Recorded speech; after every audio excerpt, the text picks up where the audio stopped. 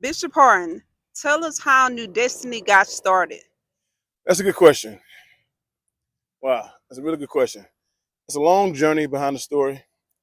First thing I can say is that um, this story shouldn't be told without my wife right here, and so I think all y'all should give her a hard time because she made me do this by myself. But this journey started so many years ago.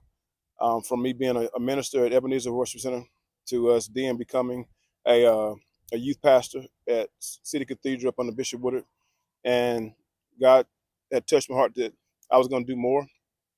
When we went and visited another church, because church asked me to be a pastor, it was so funny because I thought that was it. I thought this church I was going to be the pastor at. Shout out to Jasper Baptist Church over in the Waverly area. When I walked outside, I looked at a sign and I looked at that sign and I said, Jasper Baptist Church. And the first thing came out of my mouth, or the next thing came out of my mouth was, well, we changed our mind and changed the world. So I thought that was it. I thought that was it. That was going to be the church. Well, in lieu of all that, Justin Eldridge had ran a revival at Hopewell Baptist Church. And he asked me to come and support. And God touched my heart, Sister Katie, to come out there every night. And I only preached one night at that time. And when we got out there, I brought our youth, and our youth had made a commitment. We were going to go every night. And like God kind of broke my heart for the youth there. And so I'm like, okay, we're going to help out with the youth. And while we were there, God said, you're going to come back and do something bigger than this.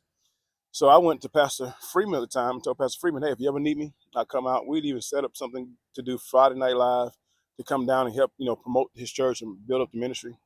Not at all thinking about we were going to start a church. Well, in wake of that, Justin Eldridge had reached out again and said, hey, they want us to come back and do another revival. So he preached 2 nights, I preached 2 nights. But God touched my heart. He showed me there was going to be young adults there. Well, we got there, and it was nothing but kids. Broke my heart. By the time I got ready to get up and preach and look behind, the church was full of young adults. And at the very end, God told me again, he said, you're going to do something big there. So I'm like, okay, I'm definitely got to come back and help out with the youth. So I went and told Bishop Woodard, I said, Bishop, hey, God touched my heart.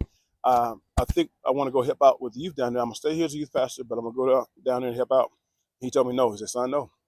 He said, if your heart is there, it's time for you to go start a church there, not to go in someone else's church.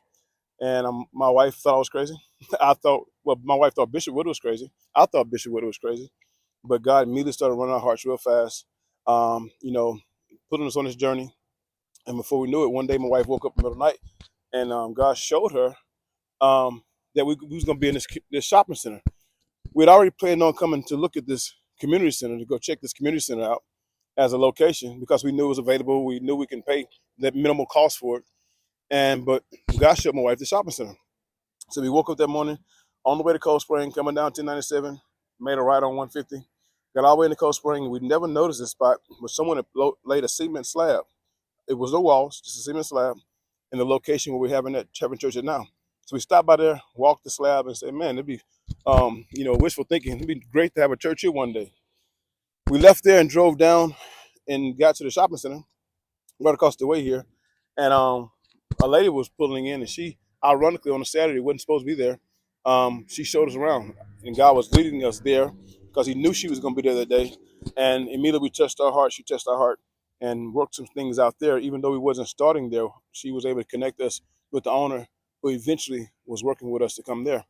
But that same morning, we went from this location to the shopping center, and then we ended up over here in the community center.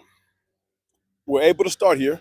It was September, the fourth Sunday in September.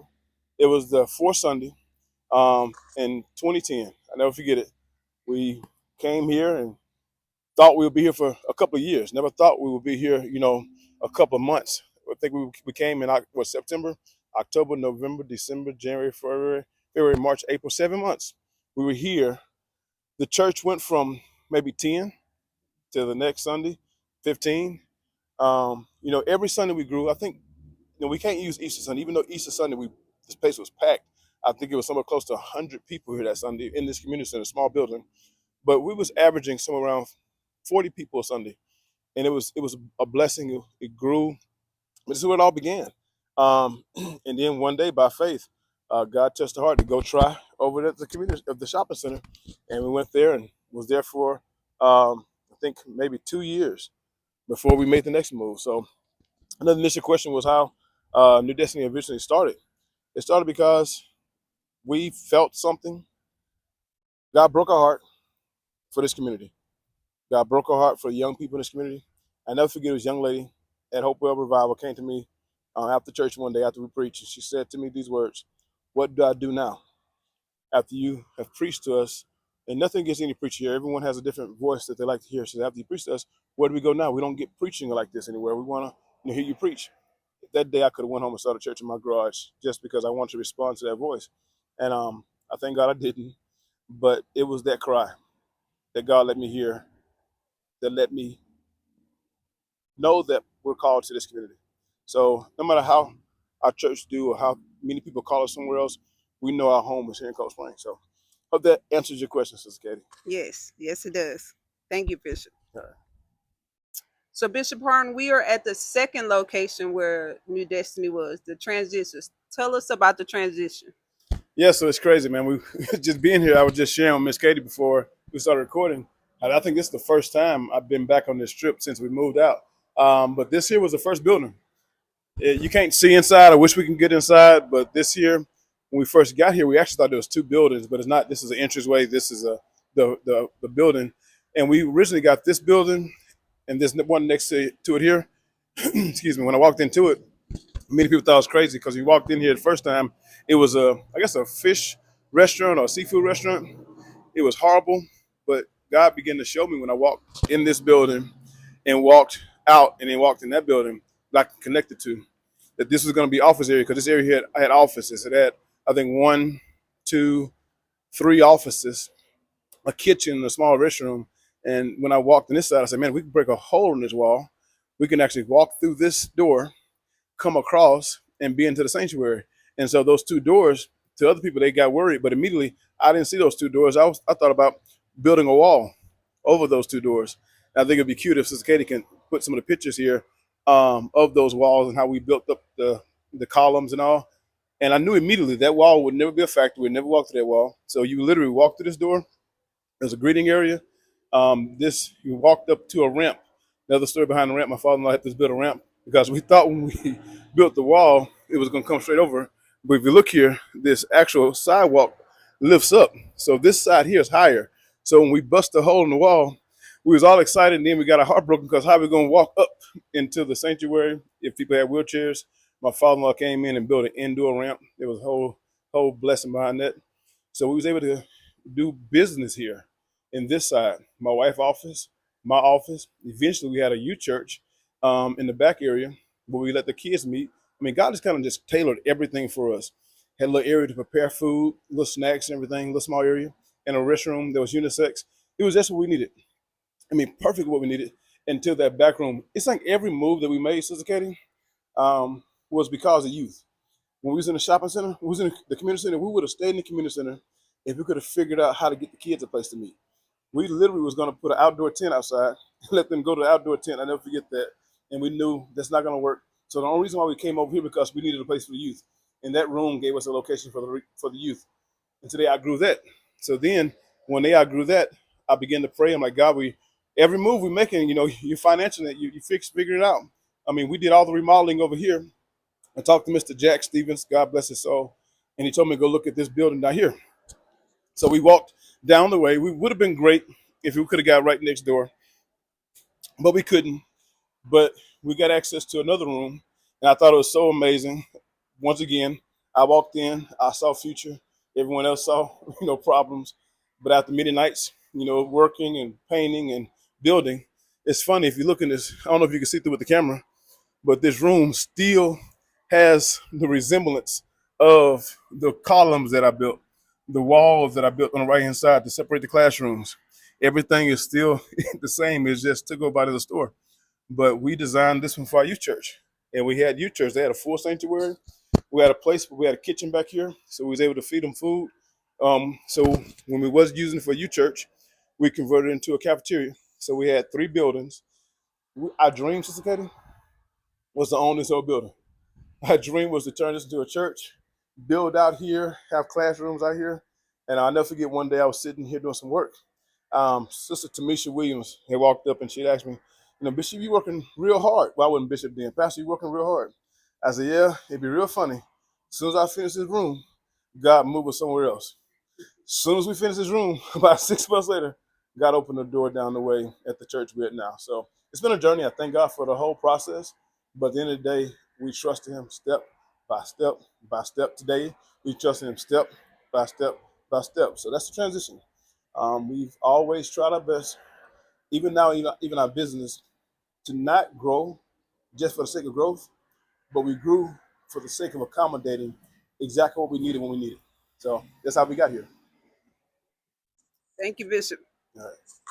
We're going to take y'all to where we're at now. All right. Bishop Harden, we are now at our church home right now. Tell us about our now. And going from the community center to the shopping center to here, every place we went, we had a different audience. I think each audience was tailored to who we were and what we had to offer. And as we grew, our audience didn't grow necessarily in numbers to be as important. They grew with different tastes, different expectation. And so when we came over here, it was no different. God sent us, a different set of people, and the people who were with us, He grew them up more. This building here stood for long-term commitment. I think before it was a temporary location. It was I call us almost like a church in a tent. But coming here, it put us in a perfect location by the highway where people knew that we were here to stay. And I think that did something to the people who came and visited. Because I think sometimes the people who was with us at first was like, okay, we like Bishop, we like Clyde and Tanya, you know. Other people came and, who came along with them. But when they came here, it was like, this is our church. It became a church home. Even though it was, the edifice was beautiful, at first it wasn't. We walked in, it was an empty building. God kept giving us empty shells, empty places. But ironically, here, where my wife had a dream about the other location at the shopping center, here, I had a dream one night. Every location I worked, whether it was at the community center, we worked setting up every Sunday, tearing down every Sunday, setting up every Sunday, tearing down every Sunday. That was work. That, to me, was some of the greatest work we had to do. My daughters was in there. Madison, at the age of 1 years old, but maybe one is a month, she was pushing chairs. My girls, they learned how to be church, a church family. But when we got to the shopping center, we had to build, we had to remodel, we expand. Every expansion was build and remodel. But one day I fell asleep and I had a dream, and I'll never forget it. We was in a building, a big building, and work was going on. But I was actually walking around just checking out work that was done for us. And I was able to go on and just kind of hold people accountable to what God has showed me. I woke up to my wife, baby, God's going to give us a building that's before we came here to where we're going to get building done, but I won't be doing the work. Well, when we came to this building and God worked it all out, the person that was here told the owner and said, hey, I think I know a church in the community that's growing. You got to offer it to him. He did offer it to us. He knew Jack. Jack had already told him how great stewards we were of the building we was already in. And so we came here. He told me just draw it up how I wanted it. A big old empty building, full metal empty building. He said, draw it up how you want it. And so literally, ironically, what I do for my business now, I drop other people's homes. Didn't realize that was my first, blueprint I would build, I would put together for a building. But when he took the plans, he had a guy he hired out. And I never forget walking in the building, and I began to walk around as he was building the plan out. And God literally had a quick deja vu moment like, this was a dream. I'm literally watching this man work to build what God told me it's supposed to look like. So getting here meant, I had to trust other people to do the work that we did before. I almost put tears in my eyes just saying that. I have to trust someone to build a building. I have to trust somebody to work the offering. I have to trust somebody to be usher. I have to trust somebody with keys to the building. We have to really grow, not just in our, knowledge and ability to be leaders, but we had to grow in our ability to trust people and expand. The Bible tells us that He'll put no more on you than you can bear. And we could bear the community center. We could bear the shopping center. We couldn't bear this building. Not financially, not physically, not even spiritually. So this building was the epitome of our growth in every stage since. So um, it's been a journey, but I am home, and I believe we'll own this building soon. I believe we'll own this block soon, and this here will be not just a location where we have church. It'll be many things that Pastor T is even dreaming of will be right here on this same property. So that's a little bit about us being home. Any other questions? That's it. Thank you, Bishop Harden. All right. Well, thank you, Sister Katie.